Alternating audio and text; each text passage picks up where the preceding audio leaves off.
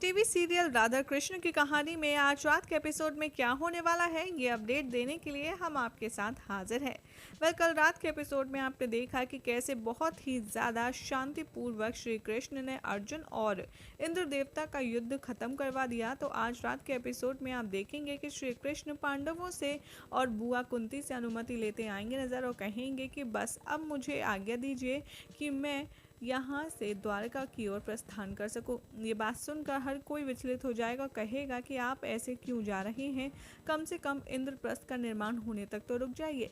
या श्री कृष्ण कहेंगे अर्जुन से कि विश्वकर्मा हैं तुम्हारे साथ, मेरी अब आवश्यकता नहीं पड़ेगी। मेरी आवश्यकता फिलहाल द्वारका में है, वहाँ पर मुझे अत्यंत महत्वपूर्ण कार्य करना है और इसीलिए मुझे यहाँ से जाना ही होगा। सब पांडव और मिलकर द्रौपदी और कुंती बुआ यहाँ पर कृष्ण को बहुत ही ज़्यादा मान सम्मान के साथ, आदर सत्कार के साथ विदा करेंगे और दोबारा मिलने का वादा लेंगे। यहाँ पर अर्जुन श्री कृष्ण के पास जाएंगे और कहेंगे कि ये क्या माधव, आपने तो मुझे बीच रास्ते में ही छोड़ दिया और आप मुझे इस तरह छोड़कर क्यों जा रहे हैं। तो यहाँ श्री कृष्ण अर्जुन को सांत्वना देंगे और कहेंगे कि हम भले ही कुछ क्षण के लिए, कुछ दिनों के लिए अलग हो रहे हैं, लेकिन हमारे रास्ते दोबारा ज़रूर मिलेंगे पार्थ, तुम प्रतीक्षा करना। दूसरी तरफ आप देखेंगे कि दुर्योधन को संदेश मिल जाता है कि श्री कृष्ण पांडवों को अच्छे से खांडव प्रस्थ में निर्माण करवाने की अनुमति दिलवा करके द्वारका की तरफ रवाना हो गए हैं। वो मामा शकुनी पर गुस्सा निकालता है और कहता है कि आखिर ये कैसे हुआ, वहाँ जहाँ पर ना तो जीवन यापन करने का कोई साधन है और ना ही उस भूमि पर कोई अपना हक जमा सकता है, वहाँ पांडवों ने अपना इंद्रप्रस्थ बनाने का इंतजाम कैसे कर लिया। यहाँ पर शकुनी बहुत ही ज़्यादा चाल चलेगा और दुर्योधन को समझा बुझा कर शांत कर देगा। दूसरी तरफ आप देखेंगे कि श्री कृष्ण द्वारका जाने से पहले श्री राधा रानी के पास मिलने जाएंगे और उनसे कहेंगे कि राधा अष्टमी की तुमको हार्दिक शुभकामनाएं राधा। ये बात सुनकर राधा रानी बहुत ज़्यादा प्रसन्न हो जाएंगी और वो श्री कृष्ण से कहती आएंगी नज़र कि मैं जानती थी कृष्ण कोई मुझे जन्मदिन की बधाई दे ना दे, लेकिन तुम अवश्य आओगे, तो कहो कहाँ है मेरा उपहार। ये कहकर श्री कृष्ण राधा रानी को थोड़ा छेड़ेंगे और फिर कहेंगे कि तुम आंखें बंद करो, मैं तुम्हारा उपहार साथ लाया हूँ। राधा रानी यहाँ अपनी आंखें बंद करेंगी और बहुत ही ज़्यादा एक्साइटमेंट के साथ वेट करेंगी कि आखिर कृष्ण उन्हें क्या देने वाले हैं। तो आप देखेंगे कि एक एक करके श्री कृष्ण पहले कंगन वापस करेंगे राधा रानी का, फिर उनकी सारी गहने से उनको सजा देंगे, ठीक उसी तरह जिस तरह कभी श्री कृष्ण राधा को शादी से पहले सजाया करते थे। यहाँ राधा रानी को एक बार फिर से बहुत ही खूबसूरत फूलों की ज्वेलरी पहनाकर श्री कृष्ण उन्हें तैयार कर देंगे और उनको देखने के लिए कहेंगे और कहेंगे कि राधा अब तुम अपनी आंखें खोलो। जैसे ही राधा रानी आंखें खोलेगी, श्री कृष्ण पानी में उनको उनका छवि दिखाएंगे और राधा रानी अपने आप को सुसज्जित देखकर बहुत ही ज़्यादा हैरान हो जाएंगी और खुश भी होंगी। लेकिन तभी राधा रानी को यन की बात याद आएगी। वो श्री कृष्ण से कहेंगी कि कृष्ण ये तुमने क्या किया, मुझे बरसाना में ये सब पहनने की अनुमति नहीं है। ये बात सुनकर कृष्ण कहेंगे और भला अनुमति देने वाला है कौन, और किसने कहा कि आखिर तुम्हें यहीं रहना है।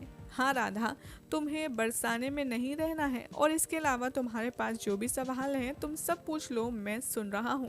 यहाँ राधा रानी अपने बरसाने में रहने से लेकर अर्जुन को बीच राह में छोड़कर जाने तक राधा रानी अपने दिल के सब सवाल पूछ देंगे श्री कृष्ण से और वो श्री कृष्ण अर्जुन की बात को समझाते हुए आएंगे नजर और कहेंगे कि अर्जुन अब बहुत कुछ सीख चुका है, अब उसे आगे का मार्ग थोड़े दिन तक स्वयं ही संभालना होगा, क्योंकि मेरी आवश्यकता द्वारका में है, इसलिए मुझे वहाँ जाना होगा और वहाँ के लोगों को मेरी आवश्यकता ज़्यादा है और वहाँ मेरे साथ तुम भी आओगी राधे।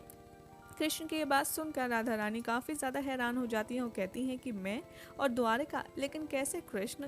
तो यहाँ पर श्री कृष्ण अपनी बहन सुभद्रा के बारे में राधा को बताते आएंगे नज़र। वो कहेंगे कि जो रूप और बुद्धि दोनों में ही श्रेष्ठ है वो मेरी बहन सुभद्रा है। यहाँ पर आपको शो में नई एंट्री देखने के लिए मिलेगी और सुभद्रा के रूप में बहुत ही खूबसूरत चेहरा आपको नजर आने वाला है। दूसरी तरफ आप देखेंगे कि सुभद्रा और रुक्मिणी के बीच का बॉन्ड आपको नजर आएगा, जो श्री कृष्ण के बारे में बातचीत करती आएंगी नजर। सुभद्रा यहाँ पर श्री कृष्ण और अपने बलराम भाई को मिस करेंगी और कहेंगी कि मैं बहुत उत्सुक हूँ अपने भाइयों से मिलने के लिए और देखती हूँ वो कब आते हैं मुझसे मिलने के लिए, क्योंकि मैं जब भी यहाँ पर उनके साथ थोड़ा सा समय बिताने आती हूँ वो किसी न किसी कार्य से उनको जाना पड़ जाता है। या रुक्मणी भी अपने दिल का हाल बयां करती हैं और कहती हैं कि हाँ, तुम सच कह रही हो सुभद्रा, अब तो बहुत दिन हो गए श्री कृष्ण को देखे बिना, अब तो मेरी भी आंखें तरस गई हैं उन्हें देखने के लिए। यहाँ पर श्री कृष्ण को बहुत ही ज़्यादा सरप्राइजिंगली कुछ ऐसा मिलने वाला है जिसे देखकर वो काफ़ी ज़्यादा हैरान हो जाएंगे। वहाँ दूसरी तरफ आप देखेंगे कि मामा शकुनी दुर्योधन के दिमाग में एक नया बीज बो रहा होगा। वो कहेगा कि जो भी तुम बलराम से मांगोगे उसका शिष्य बनकर मांगना। यहाँ पर बलराम दाऊ को इम्प्रेस करने के लिए दुर्योधन उन्हीं के जैसा बल सब कुछ दिखाएगा और उन्हें खुश कर देगा। बलराम खुश होकर दुर्योधन से कहेंगे कि मैं तुम्हारी प्रतिभा और तुम्हारे इस ताप से बहुत ज़्यादा प्रसन्न हुआ हूँ, बताओ तुम्हें क्या चाहिए, तुम्हें जो भी चाहिए मैं दूंगा। यहाँ पर मौके का फ़ायदा उठाकर मामा दुर्योधन की तरफ से कहते हैं कि हम चाहते हैं कि आप हस्तिनापुर के राजा दुर्योधन का विवाह द्वारिका की पुत्री यानी कि आपकी बहन सुभद्रा से करवा दीजिए। ये बात कहकर शकुनी और भी काफ़ी कुछ गुणगान करता है दुर्योधन के और उन्हें ये प्रूव करवाने की कोशिश करता है कि जैसे बलशाली बलराम है, उनकी बहन के लिए एक योग्य वर दुर्योधन भी साबित होगा। यहाँ पर बलराम के मन में कुछ भी नहीं है और वो सच्चे मन से इस बारे में विचार करते हैं और कहते हैं कि विचार तो अच्छा है, उत्तम है, और हम जल्दी से द्वारका की तरफ प्रस्थान करते हैं और फिर वहीं चलकर के सबकी अनुमति से हम इस बारे में सोचेंगे। यहाँ पर आप देखेंगे कि राधा की एंट्री हो जाएगी द्वारिका में, जहाँ रुक्मणी देखकर बहुत ज़्यादा खुश हो जाएंगी। रुक्मणी राधा को देखकर समझ जाएंगी कि अब राधा आ गई है, तो यहाँ पर श्री कृष्ण भी बहुत जल्द आने वाले होंगे। यहाँ पर सुभद्रा और राधा की मुलाकात होगी और ये दोनों बहुत ही अच्छी नेगेटिव से लेकर पॉजिटिव सारी बातें शेयर करेंगे और राधा अपनी सखी भी बना लेंगे सुभद्रा को। तभी आप देखेंगे कि हर कोई राधा की आगमन में लगा होगा। तभी वहाँ पर एक संदेश लेकर आएगा संदेशवाहक, वो कहेगा कि श्री कृष्ण यहाँ पर पहुँच चुके हैं। लेकिन दूसरी तरफ बहुत ही नेगेटिविटी के साथ ईवल प्लान लेकर यहाँ पर एंट्री होगी नए चेहरे के, जिसे आप श्री कृष्ण का एक परछाई पौंड्रिक के रूप में देखने वाले हैं, जो खुद को श्री कृष्ण बताता है और हमेशा दूसरों के बारे में गलत सोचता है।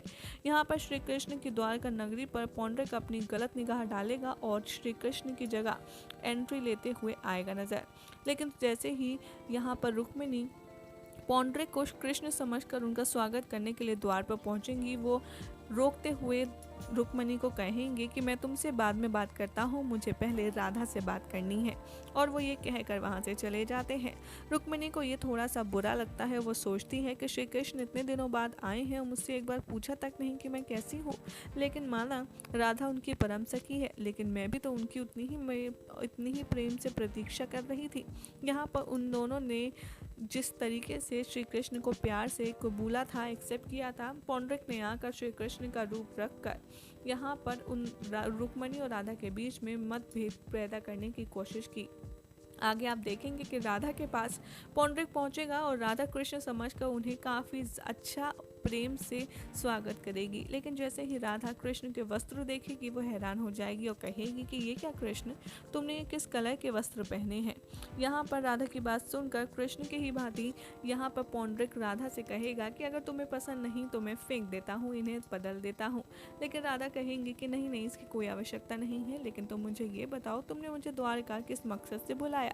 पौंड्रिक यहाँ पर अपनी पहली चाल चलता है और कहता है राधा से बहुत ही ज़्यादा नेगेटिविटी के साथ कि मैं चाहता हूँ कि तुम मेरे परम मित्र दुर्योधन के साथ सुभद्रा को विवाह के लिए मना लो। ये बात सुनकर राधा बहुत ज़्यादा शॉक्ड हो जाती है और वो सोचती है कि कृष्ण कभी भी ऐसा नहीं कह सकता। उसके बाद क्या होगा कल रात के एपिसोड में ही हम आपको बताएंगे अपनी अगली रिपोर्ट में।